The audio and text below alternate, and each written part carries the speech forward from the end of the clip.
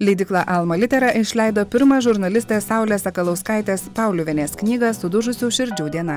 Romane autorė aprašo skausmingą kelią į suvokimą, kad didžiausia gyvenimo vertybė tai šeima, o jos išsaugojimas priklauso ir nuo vyro, ir nuo moters pastangų.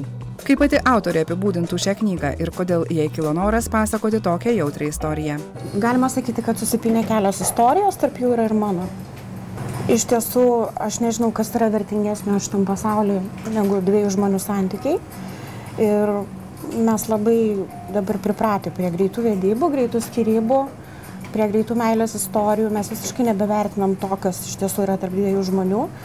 Ir aš tiesiog pagalvojau, remdamasi savo pačios patirtim, remdamasi savo žurnalistinio patirtim, remdamasi savo artimų giminaičių patirtim, galėčiau parašyti tokią istoriją, kuri baigėsi laimingai, bet kuri iš tikrųjų yra pakankamai baisi, pakankamai reali ir ji turėtų parodyti žmonėms, kad galima išspręsti bet kokias problemas.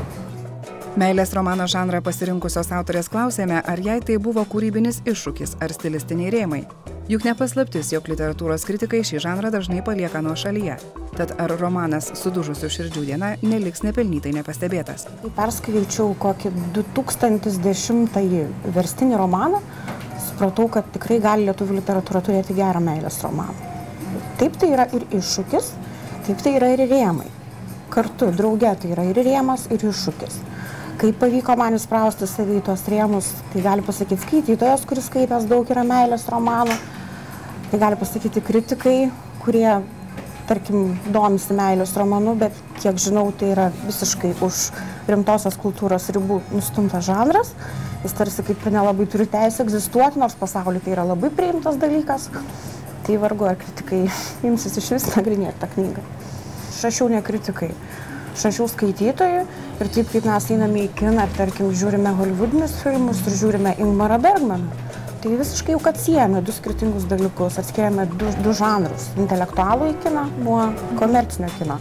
Televizijoje lygiai taip pat mes renkamės arba rimtą laidą, arba komercinę visiškai laidą tokią tralivalį. Lygiai taip pat žmogui reikia skirtingos literatūros, negali visą laiką skaityti Dostojevskio arba Tolstojaus, turi retsykiais leisti savo atsipalaiduoti, skaitydamas detektyvą, meilės romaną arba kažkokį kitą lengvesnį žanrą.